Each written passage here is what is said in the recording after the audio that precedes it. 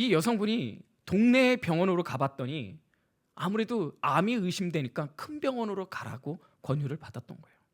그래서 이 세브란스 병원에 왔는데 이 여성은 지금의 자신이 암이 아닐 거라는 현실 부정 속에서 이 떨리는 목소리로 이 선생님한테 물었다라는 것이죠.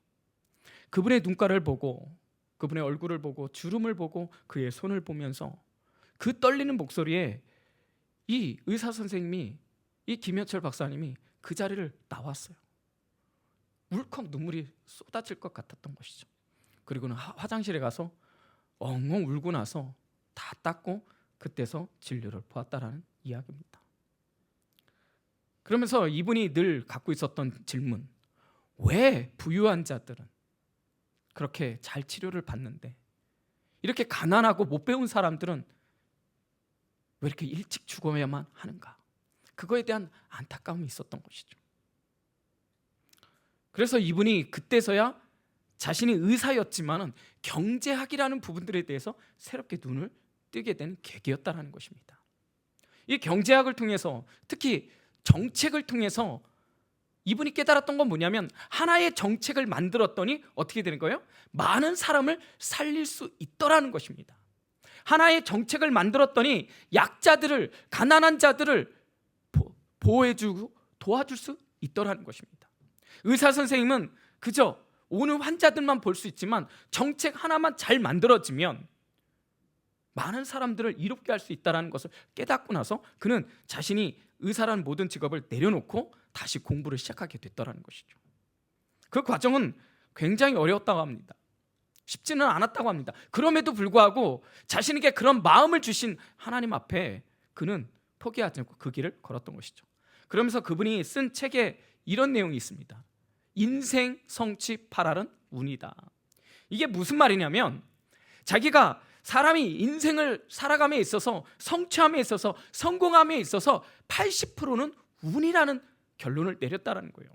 이게 단순하게 추측하는 것이 아니라 그와 함께 공부했던 사람, 그리고 학자들을 만나면서 이 전 세계에 있는 사람들, 경제학자들을 통해서 하나의 통계를 만들었는데 그 통계에서 나온 결과라는 거예요. 이게 무슨 말이냐면, 여러분, 인생의 50%는 내가 어디서 태어났느냐에 결정된다라는 거예요. 이게 운이라는 것이죠. 여러분이 한국에 태어나고 싶어서 여기 한국에 태어난 사람 있으십니까? 아니라는 거예요. 근데 만약에 한번 생각해 보세요. 여러분들이 지금 이 자리가 아닌 에티오피아에서 태어났다면 여러분 지금 이렇게 예배 드릴 수 있을까요? 여러분 이렇게 조명이 나오고 이렇게 스크린이 나오고 이렇게 좋은 환경에서 예배를 드릴 수 있을까요? 아니라는 거예요. 이 데이터를 뽑아보니까 기본적으로 50%는 어떤 나라에 태어나느냐가 좌우된다는 거예요. 아무리 똑똑해도 여러분 한국에서 태어나면 출세할 수 있어요. 성공할 수 있어요. 그러나 여러분 에티오피아에서 태어난다면 아무리 똑똑해도 성공할 확률이 거의 없다는 거예요. 공부할 수 있는 환경이 되지 않기 때문에. 아니, 여러분 에티오피아가 아니라 우리 동포를 한번 생각해 봅시다. 북한을 한번 생각해 봅시다. 여러분 내가 북한에서 태어났다. 그러면 이렇게 예배 드릴 수 있을까요? 상상도 할 수 없는 일이죠. 있을 수 없는 일이죠. 그렇기 때문에 어디서 태어나느냐 50%를 먹고 들어간다는 거예요. 그 다음 마지막 50%에서 30%는 뭐냐면 부모의 유전이라는 것입니다. 혹시 여러분 학창 시절에 공부를 못했다면 그 부모님의 유전일 가능성이 굉장히 높은 거예요. 근데 여러분 생각해 보세요. 그냥 그 부모의 DNA만 받았을까요? 아니라는 거예요. 그 중에 또 10%는 뭐예요? 우리가 어릴 때 자란 환경, 성장 환경이 좌우한다는 거예요. 그러면 이렇게 본다면 50%는 나라에서, 30%는 부모의 유전, 그리고 10%는 성장 환경. 부모가 가진 것이 있으면 자녀가 더 많은 것을 누릴 수 있는 게 사실 지금의 현실이잖아요. 그렇기 때문에 김현철 박사님이 얘기했던 것은 인생의 성취의 8알은 운이라는 거예요. 내가 어디에 태어났고 어떤 부모를 만나고 어떤 성장 과정, 그 배경 속에서 자라나느냐에 따라서 그 사람이 성공할 확률은 그만큼 높더라는 거예요. 결과적으로 이 통계를 통해서 그분이 내렸던 결론은 무엇이냐면, 내가 누리고 있는 것은 나의 노력보다 훨씬 더 큰 운을 따르고 있다라는 거예요. 생각해 보세요. 이 통계를 통해서 우리가 얻을 수 있는, 기본적으로 이해할 수 있는 건 뭐냐면, 우리가 어디서 태어나고, 그리고 부모의 유전, 그리고 내가 성장 배경 한번 생각해 보세요. 내가 지금의 환경보다 더 못한 곳에 있다면 우리는 이 정도 올 수도 없다라는 거예요. 그래서 그분이 내세웠던 게 무엇입니까? 바로 우리의 인생의 성취 가운데 겸손하라는 거예요. 겸손하라는 거예요. 내가 잘났다고 자랑할 필요가 없다라는 거예요. 그런데 이분이 그래도 예수를 믿는 사람이기 때문에 이것을 다시 한번 해석하니까 결론은 이거라는 것이죠. 무엇입니까? 다 하나님의 은혜라는 거예요. 은혜. 여러분, 지금 우리에게 주어진 이 환경들이 하나님의 은혜인 줄 여러분 믿으십니까? 정말 믿으십니까? 정말 그럴까요? 저는 그런 부분에 있어서 다시 한번 생각해 보자는 거예요. 왜냐하면 우리는 이것을 통해서 은혜라고 얘기하지만, 정말 여러분이 은혜를 은혜대로 받아들이고 그것을 잊지 않고 살아가기 위해서 얼마나 몸부림치고 있는지 한번 살펴봤으면 좋겠다는 거예요. 지금은 사순절 기간입니다. 예수님의 십자가를 생각하는 것이죠. 예수님께 다가가는, 예수님의 그 걸었던 그 십자가를 생각하는 그 기간 속에서 우리에게 주어지는 은혜가 얼마나 크고 놀라운지를 우리가 한번 다시 생각하고자 오늘 본문을 우리가 한번 나누고자 하는 것입니다. 오늘 본문 3장 1절은 이렇게 시작합니다. 그런데 바리새인 중에 니고데모라는 사람이 있으니. 그런데라는 것은 무엇을 말합니까? 앞에 있었던 내용에 연결이 있다라는 거예요. 그 앞에 있는 내용에 대한 하나의 예시가 누구라는 거예요? 니고데모 이야기라는 거예요. 그럼 그 앞에 있던 내용은 무엇입니까? 바로 앞절에 있는 23, 24, 25절에 있는 그 내용인데, 그 내용은 무엇이냐면 간단하게 얘기하면 사람들을 믿지 않았다라는 거예요. 사람들은 예수님을 믿으러 왔어요. 그 기사와 표적을 보면서 믿었어요. 그런데 하나님은 그들의 믿음을 믿지 않았다라는 거예요.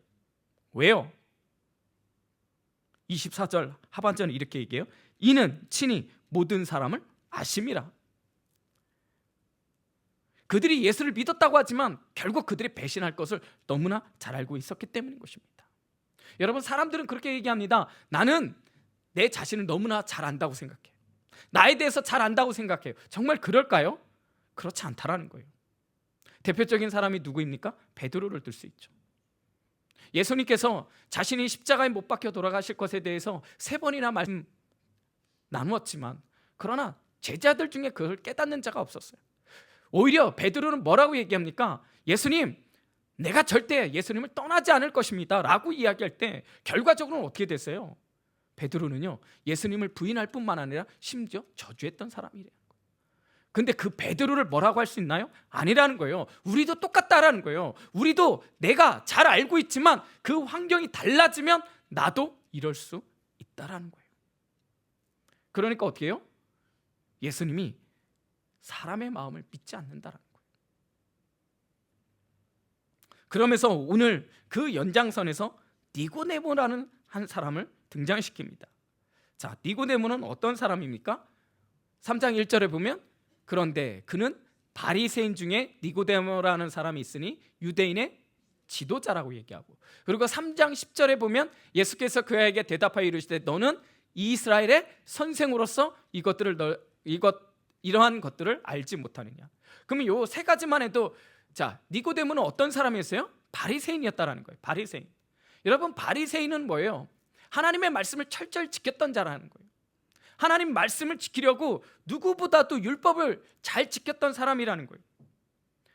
그들은요, 사실 출발 자체는 굉장히 좋았습니다. 바벨론 포로 가운데 그들이 모든 것이 무너졌을 때 다시 하나님의 말씀으로 돌아가자는 그 일념으로 어떻게 해요? 다시 만들어진 집단이 바리새파라는 거예요. 그들에게 있어서 율법이라는 흠이 없었습니다. 율법을 철저히 지켰던 자들인 거예요.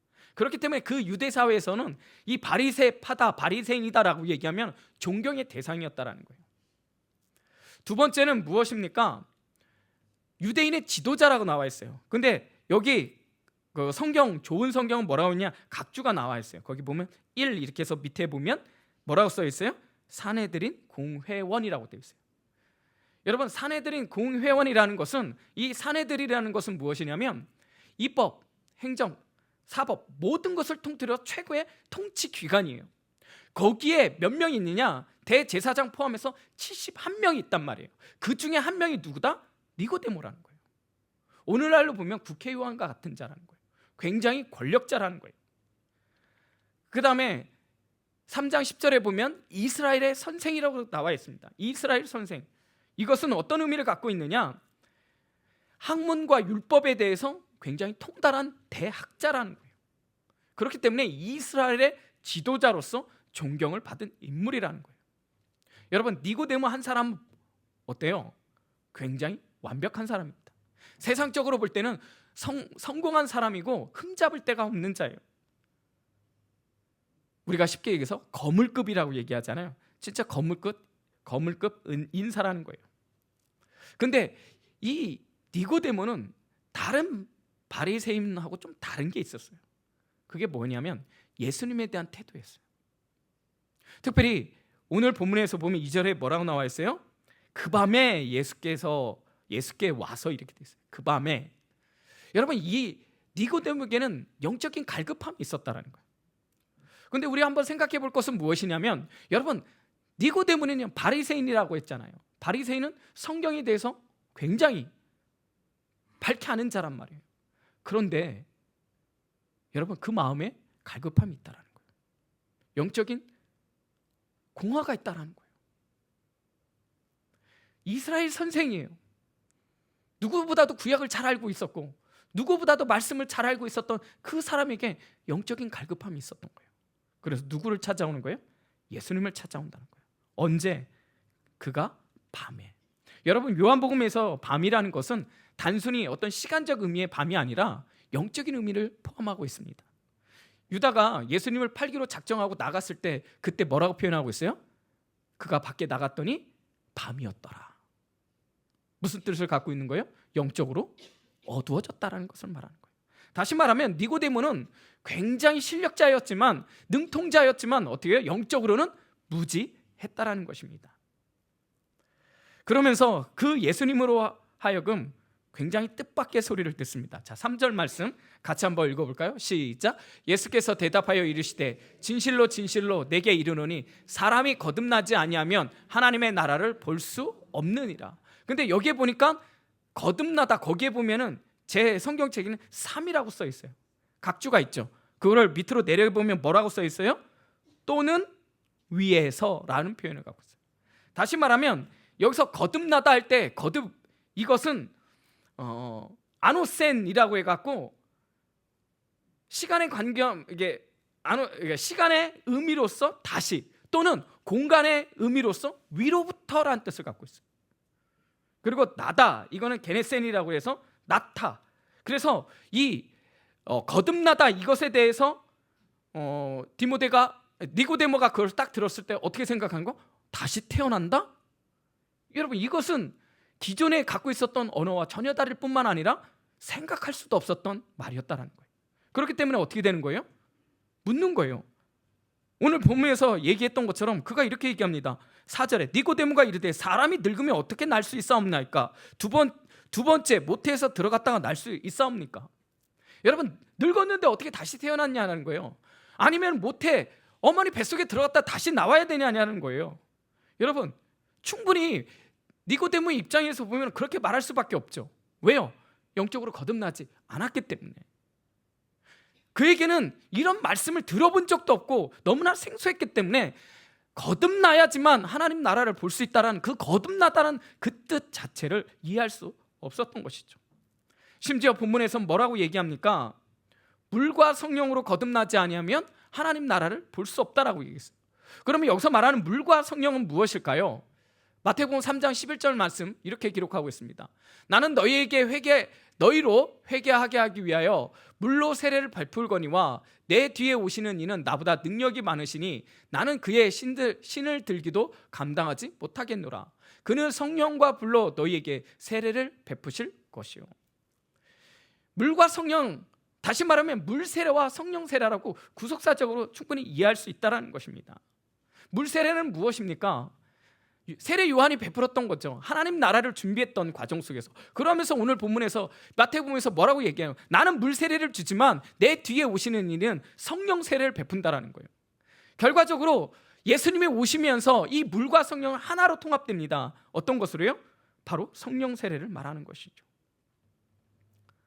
다시 말하면 오늘 본문을 통해서 우리가 생각해 볼 건 뭐냐면, 하나님의 나라는 물과 성령으로 거듭날 때 하나님의 나라를 볼 수 있다는 거예요. 오늘은 이 부분에 대해서 우리가 한번 살펴보려고 합니다. 이 거듭남, 우리가 많이 듣는 말이죠. 우리가 다시 영적으로 다시 태어나는 거예요. 근데 저는 어떤 생각을 했냐면, 사실 이거는 단회적인 사건이에요. 우리가 날마다 태어나는 게 아니란 말이에요. 근데 이 말씀 준비하면서 우리 한국교회를 보면서 우리 성도들을 보면서 이런 생각을 해봤습니다. 우리가 다시 거듭나야 되지 않는가라는 것이요. 이 거듭남이라는 것은 우리에게 있어서 굉장히 큰 은혜입니다. 왜냐하면 물과 성령으로 거듭나지 아니하며 할 때, 다시 말하면 성령으로 우리가 거듭나지 아니하면 하나님 나라, 여러분 들어갈 수 없다라는 거예요. 근본적으로, 원론적으로.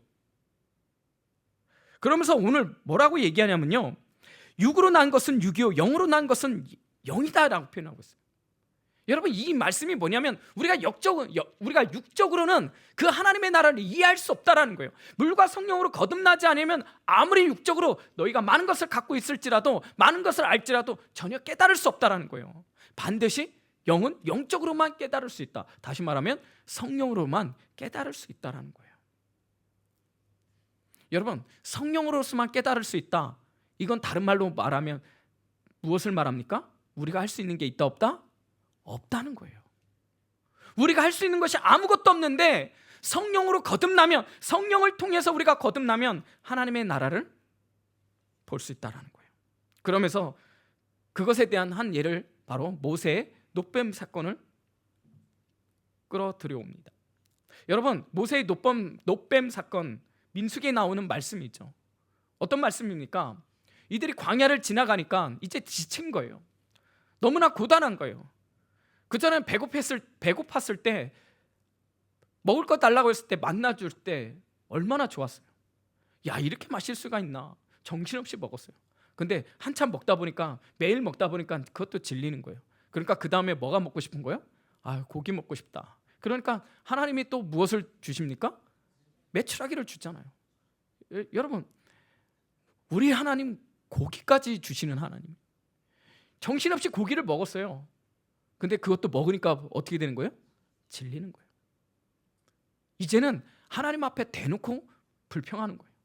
그러니까 하나님이 어떻게 합니까? 불뱀을 내려서 심판하죠. 불뱀이 그 사람들을 막 물어가는 거예요. 그때 사람 여기저기서 막 죽어가는 소리가 들리는 거죠. 그때서 비로소 이스라엘 백성들이 다시 회개합니다. 하나님 살려주십시오. 그러니까 하나님께서 모세로 하여금 어떻게 합니까? 놋뱀을 만들어서 장대에 올려서 뭐라고 하는 거예요? 이 놋뱀을 바라보는 자는 구원을 받겠다. 여러분 한번 생각해 보세요. 우리는 지금 이렇게 그림으로 나와 있고 우리가 알고 있기 때문에, 믿음으로 놋뱀만 보면 우리가 구원을 받는구나, 우리는 어느 정도 이해는 할 수 있어요. 근데 그 당시에 여러분, 죽어가고 있는, 놋뱀에 물려서 죽어가고 있는 이스라엘 백성들 한번 생각해 보자는 거예요. 그런데 여러분, 놋뱀을 들어서 이 장대를 보면 살리라, 여러분 이게 상식적인가요? 이게 말이 되나요? 우리는 기본적으로 뱀에 물리면 어떻게 돼요? 독이 퍼지기 전에 어떻게 되는 거예요? 약을 먹거나 아니면은 그 독 있는 부분을 도려내거나 어떤 방도를 방책을 만들어야 될 거 아니에요. 그런데 장대를 보라는 거예요. 말이 됩니까? 그런데 그 말 믿고 장대를 보는 자는 진짜 구원을 받았다라는 거예요. 물론 이것은 나중에 무엇을 말합니까? 예수 그리스도의 십자가 예표를 말하는 것이죠. 다시 말하면 예수를 믿기만 하면 우리도 구원을 받는다라는 거예요. 여러분, 근데 우리의 착각은 뭐냐면 내가 믿을 수 있다라는 데 착각한다라는 거예요. 정말 그럴까요? 아니다라는 거예요. 오늘 물과 성령으로 거듭나지 아니하면 너희가 하나님 나라를 볼 수 있다, 너희가 예수를 믿을 수 있다, 아니라는 거예요. 우리는 할 수 없다라는 거예요. 물과 성령으로 거듭나지 아니하면 우리는 아무것도 할 수 없다라는 거예요. 다시 말하면 여러분, 예수 믿는 것이 내 마음대로 되는 게 아니에요. 내가 믿고 싶어서 믿는다? 여러분, 그게 아니라는 거예요. 하나님께서 택한 자들이 하나님의 말씀을 통해서, 하나님의 은혜를 통해서 그 높임을 바라보게 하시는 거고, 예수를 믿게 하심으로 말미암아 구원받는다라는 거예요. 아멘. 여러분, 이게 복음인 거예요. 이게 은혜라는 거예요. 그런데 저는 여기서 하나 태클을 걸고자 하는 거예요. 이게 정말 이 자체로만 생각하면 너무나 놀라운 거예요. 여러분, 내가 예수를 믿는다라는 자체가 기적인 거예요. 여러분, 오병이어 기적이 기적이 아니라, 여러분, 물 위에 풍랑을 만났던 그 예수님이 멈춰라 했을 때 그것이 기적이 아니라, 내가 지금 하나님의 말씀을 믿고 내가 하나님의 말씀 때문에 이 자리에 와 있고 그 말씀에 내가 아멘하고 화답하고 있다는 자체가 기적이라는 거예요. 아멘. 여러분, 이게 복음이라는 거예요. 그러면 제가 이렇게 질문을 던질게요. 여러분, 거듭나셨습니까? 정말 거듭나셨습니까? 여러분이 한 것이 무엇이 있습니까? 정말 거듭난 자로 여러분 세상이 부끄럽지 않을 만큼 그렇게 살고 있습니까? 우리가 이제 예배 끝나고 밖에 나가면 목사님께서 인사하시잖아요. 근데 여러분, 한번 생각해 봅시다. 우리 끝나고 나가는데 예수님이 계세요. 이제 끝나는 거예요. 그럼 둘 중에 하나잖아요. 뭐하고 뭐? 천국 아니면 지옥이에요. 자, 예수님이 밖에 계세요. 제일 먼저 나갈 수 있는 분, 저요 하고 먼저 뛰어나갈 사람. 여러분, 진짜 그럴 수 있어요? 여러분, 여기서 내가 구원에 대한 확신이 있습니까? 오늘 본문 배웠잖아요.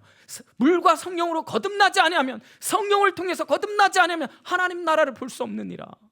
우리는 명확하게 지금 알고 있잖아요. 자, 밖에 예수님이 계세요. 그러면 여러분, 예수님 하면서 여기서 달려갈 분 손 들어볼까요? 사실은 우리는 주저할 수 있다는 거예요. 우리는 거듭남을 경험한 줄 믿습니다. 그렇기 때문에 이 자리에 있다고 저는 믿습니다. 그런데 그 놀라운 은혜 가운데 내가 그 은혜를 지키기 위해서 얼마나 몸부림쳐 느냐는 거죠. 율법이냐 은혜냐. 제가 왜 이것을 또 다시 이야기하냐면, 여러분, 은혜대로 살지 않으면 우리는 결과적으로 어디로 가냐? 율법으로 갈 수밖에 없어요. 제가 오늘 새벽 설교에 이 동일한 말씀을 전하게 되었는데, 그때 제가 오늘 전한 말씀이 뭐였냐면, 종교인이냐 신앙인이냐라는 거예요. 율법은 종교인이 되는 것이고 은혜는 신앙인이 되는 거예요. 우리는 둘 중에 하나예요. 그런데 여러분, 율법이냐 은혜냐, 이게 참 쉽지가 않아요. 왜냐하면 한번 생각해 볼까요? 우리 한번 제가 질문을 던져 볼게요. 여러분, 우리에게 있어서 율법을 지키는 게 쉬울까요? 은혜를 지키는 게 쉬울까요? 말은 하지 마세요. 괜히 틀리면 또 민망하잖아요. 여러분, 한번 고민해 보라는 거예요. 진짜. 여러분, 율법을 지키는 게 쉬울까요? 은혜를 지키는 게 쉬울까요? 여러분, 객관적으로 보면 우리는요, 율법을 지키는 게 더 쉽습니다. 아니, 은혜일 것 같은, 아니라는 거예요. 왜냐하면 우리는 율법에 길들여진 몸이에요. 한 예를 들어볼게요. 여러분, 금식하는 거 어렵잖아요. 제가 예전 교회에서는 여름 행사를 두면은 교육자들이 3박 4일 금식을 했어요.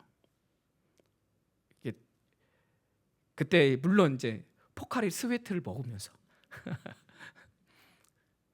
다른 거 다 제쳐놓고 목사님께서 여름 행사 놓고 계속 금식하면서 어떻게 해요? 시간 되면 모여갖고 말씀 보고 찬송하고 기도하고 흩어지면 족구하고 그때는 그랬어요. 운동도 하라고 하니까. 그렇게 하면서 금식을 했는데 여러분 사실 금식 어렵잖아요. 근데 금식을 하고 나면 어떤 마음이 있어요? 뿌듯하잖아요. 그리고 어떤 생각이 들어요? 하나님이 나를 좀 더 불쌍히 여겨주지 않겠나. 그건 좋은 거죠. 근데 문제는 뭐냐면 어떤 문제가 발생할 때마다 어떻게 하는 거예요? 금식을 하는 거예요. 근데 그전에는 그 금식을 통해서 응답을 받았는데 그 다음에 내가 원하는 응답이 아니야. 그럼 어떤 마음 생겨요? 낙심이 생겨요. 그러면 어떤 생각이요? 아, 내가 금식이 짧았나? 아, 그럼 내가 40일 금식을 해야 되나? 여러분 이거는 은혜가 아니에요. 율법이라는 거예요. 우리 또 직접적으로 한번 얘기해 볼까요? 새벽 기도. 여러분 새벽 기도 나오는 거 어려워요? 쉬워요? 어렵죠. 원로 목사님 돼서 은퇴했더니 제일 편한 게 뭐냐고 물었더니 뭐라고 얘기해요? 새벽 기도 안 가니까 왜 이렇게 편한지 모르겠대. 여러분 평생 새벽 기도 하셨던 분들도 여러분 근데 새벽 기도가 너무 좋은 경건의 훈련이죠. 여러분 그것을 통해서 은혜를 경험하고 내 경건을 지키는 건 너무나 훌륭한 일이죠. 근데 그것이 의가 되는 그 순간 우리는 어떤 생각 들어요? 나는 저 사람과 달라. 나는 새벽 기도도 하거든. 여러분 그 순간 무엇을 느끼는 거예요? 자신의 의를 내세우게 되는 거예요. 여러분 이건 뭐예요? 종교인이 되는 거예요. 그 순간. 여러분 오히려 금식을 통해서 그리고 새벽 기도를 통해서 정말 하나님과 가까워지면 가까워질수록 그분이 경험하는 건 뭐예요? 낮아짐이에요. 겸손이에요. 십자가예요. 여러분 율법과 은혜는 크게 차이가 안 나요. 한순간이에요. 율법으로 갈 수도 있고 은혜로 갈 수 있다는 거예요. 내가 종교인이 될 수도 있고 내가 신앙인이 될 수도 있다는 거예요.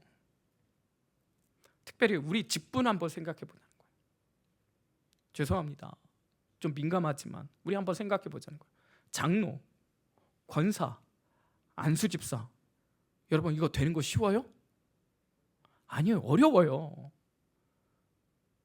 여러분 이 장로가 세워진다는 거, 권사가 세워진다는 거, 안수집사가 세워진다 너무나 좋은 일이에요. 교회 일꾼을 세우는 건 너무나 중요한 일이에요.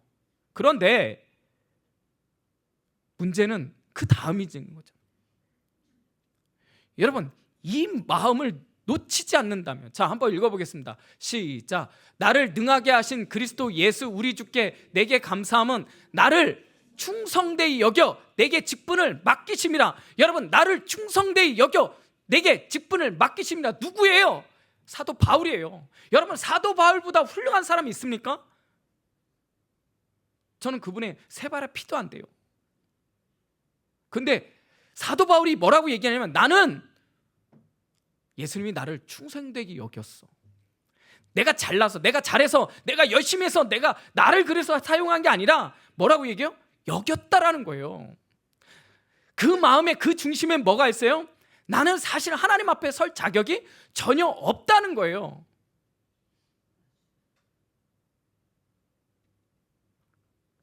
우리가 그런 마음 갖고 있었다는 거죠. 왜 자격이 없습니까? 주님의 십자가를 보니까 자격이 없는 거예요.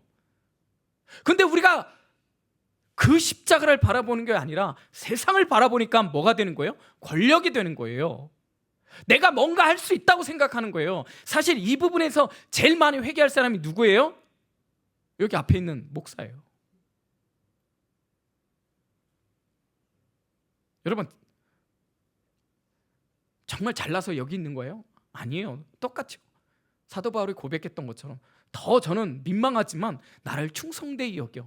솔직히 제가 볼 땐 제가 충성하지도 않은 것 같아요. 그냥 하나님께서 그냥 긍휼히 여겨주신 것 같아요. 그러면 우리가 할 수 있는 것, 제가 할 수 있는 건 뭐예요? 그냥 겸손히 낮아져서 주님의 십자가를 바라보는 거예요. 그래서 우리에게 주어지는 은혜가 얼마나 크고 놀라운 것인가에 대해서 놓치지 말아야 된다는 거예요. 제가 다시 한번 이렇게 질문합니다. 여러분 거듭나셨습니까? 자, 그러면 여러분에게 가장 소중한 일은 무엇입니까? 여러분에게 가장 중요한 일은 무엇입니까? 나의 구원이에요. 물과 성령으로 거듭나지 아니하면 무엇을 볼 수 없다? 하나님의 나라, 하나님의 나라. 내가 하나님의 나라같이 내가 나라에 가지 않으면 아무 의미가 없다라는 거예요. 내가 하나님 나라에 들어가야 된다라는 거예요. 그것이 구원이에요. 그런데 우리가 구원에 대해서 어떻게 생각하느냐? 그 은혜를 너무나 쉽게 생각한다는 거예요. 너무나 당연하게 생각하다는 거예요. 여러분 한번 생각해 보십시다. 바리새인들은 그들이 천국 갈 거라고 생각했을까요? 안 했을까요? 아브라함의 자손이라고 생각했을까요? 안 했을까요? 당연하죠. 그런데 그를 향해서 예수님이 뭐라고 얘기합니까? 이 독사의 자식들이라고 얘기하잖아요. 여러분 그 말씀이 오늘날 우리에게 그런 말 하지 않는다라는 보장이 있습니까? 우리는 먼저 그의 나라와 그의 의를 구하라 이야기하고 있습니다. 정말 우리는 잘 알고 있어요. 근데 우리의 삶의 우선순위가 정말 그렇게 되고 있는가요? 여전히 우리는 세상을 바라보고 있지 않습니까? 이거는 제가 들었던 얘기입니다. 제가 알고 있는 동생이 있는데 이 친구가 좀 잘 나가요. 잘 살아요. 잘 생겼어요. 능력이 있어요. 근데 이 남자의 여자친구가 있는데 이 여자친구는 더 잘 나가는 거예요. 그 구두 재화 부사장 딸인데 거의 상위 1%의 사람이잖아요. 여러분 그들의 삶은 차원이 달라요. 여러분 그런데 그 사람들이 얘기하는 것 중에 하나가 뭐냐면 예수 믿는 건 베이스라고 생각하는 거예요. 이 친구가 사랑의 교회를 다니는데 이게 바로 얘기하면 안 되는데 S교회를 다니는데 거기에 청년들이요 굉장히 잘 나가는 청년들이 많아요. 실력도 빵빵하고요 직업도 굉장히 좋아요. 그런데 이 친구가 그들하고 교제하면서 느끼는 게 뭐냐면 그들은 이 친구들도 결혼을 해야 되잖아요. 근데 배우자에 대한 조건이 뭐냐면 일단 베이스가 예수 믿는 사람이라고 얘기한다는 거예요. 근데 그게 베이스라는 거예요. 그리고는 그들이 말하는 조건은 뭐예요? 내가 의사이면 최소한 의사 정도 되는 지위에 있는 사람을 만나야 된다고 생각하는 거예요. 내가 좀 직급이 높은 어떤 대기업에 다니면 이 정도는 다녀야 된다고 생각하는 거예요. 근데 문제는 뭐냐면 예수 믿는 거는 오히려 그들에게 있을 때 액세서리에 지나지 않는다라는 거예요. 여러분 정말 예수 잘 믿고 그 다음에 좋은 기업 다니고 대기업이고 잘 나가고 그런 사람 얼마나 있어요. 삶의 우선순위가 달라진 거예요. 예수 믿는 것을 당연한 것처럼 생각해요. 액세서리처럼 생각해요. 아니라는 거예요.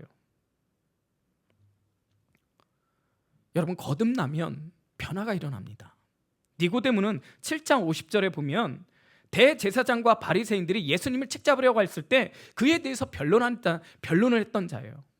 그리고 19장 39절에 보면 십자가에 못 박혀 돌아가신 그 예수님을 장사 지내고자 찾아왔던 사람이 니고데모예요. 여러분 생각해 보세요. 그 대제사장이 있는데 사내들은 그 공회에서 여러분 예수님을 향해서 변론을 한다? 비록 십자가에 못 박혀 죽으셨지만 돌아가셨지만 그 사람을 장사 지내기 위해서 찾아왔다? 여러분 상상도 할 수 없는 거예요. 목숨 걸고 하는 거예요. 근데 왜 그 일을 합니까? 자신의 삶의 우선순위가 어디 있는지를 거듭남을 통해서 변했기 때문에 그게 가능하다라는 거예요. 성경을 보면은 예수님을 만났던 사람들은 그 삶이 다 변했고 그 변한 삶을 통해서 삶의 환경이 달라져 버렸다는 거예요. 특별히 여러분 삭개오에 대해서 우리는 잘 알고 있잖아요. 그가 어떻게 합니까? 구원받았을 뿐만 아니라 자신이 토색한 것들은 4배나 갚겠다라고 자신 있게 얘기하는 자예요. 여러분 어쩌면 그 재산의 절반 가난한 자 나눠주고 4배 토색한 걸 갚아주면 그에게 남는 게 뭐가 있겠습니까? 그런데도 예수를 선택하는 거예요. 이게 거듭남이라는 거예요. 제가 오늘 거듭남, 이것이 다른 말로 보면 영적인 깨달음이라는 거예요. 영적인 깨달음을 통해서 비로소 우리가 보이는 세상만 있는 것이 아니라 보이지 않는 세상이 있다는 것을 깨닫게 되는 거예요. 우리가 보이지 않는 세상을 발견하게 되니까 하나님의 말씀이 깨달아지는 거예요. 하나님의 말씀이 살아있다는 것을 경험하게 되는 거예요.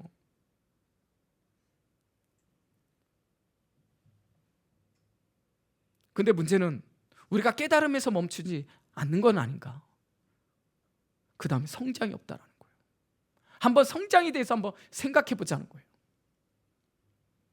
이제 적용 부분에 대해서 말씀드리고 마치려고 합니다.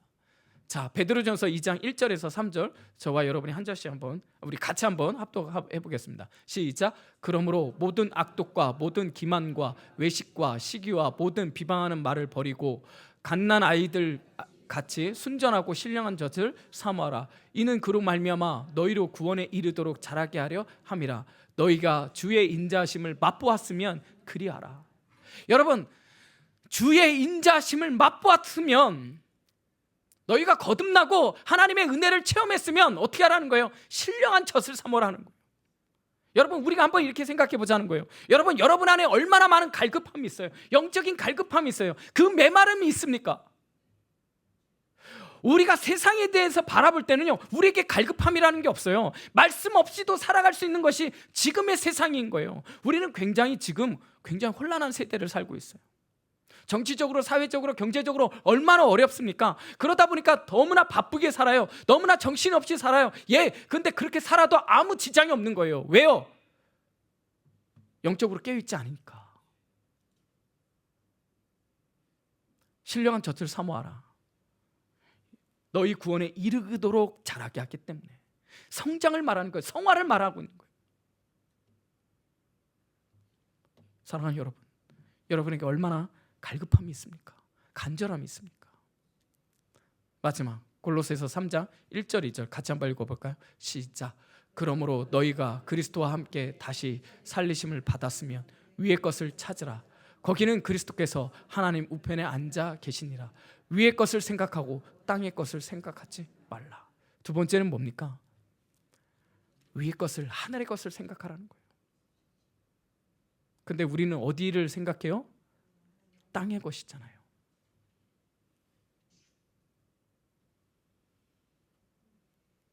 말씀을 정리하겠습니다. 제가 처음에 김현철 박사님에 대해서 나누었습니다. 그는 충분히 안정된 생활을 할 수 있었습니다.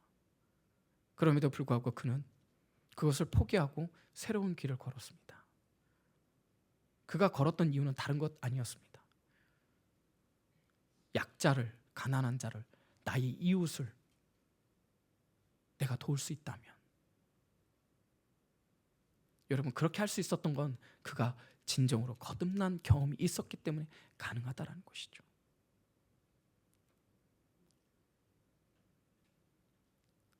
십자가의 길을 다시 걷는 자예요.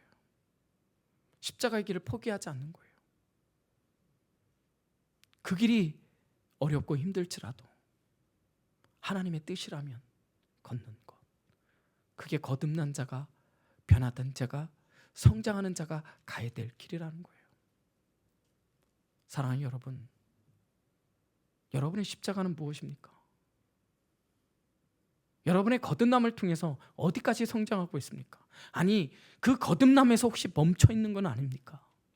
근데 그 멈춰도 좋은데 그 은혜를 까먹고 있지는 않습니까?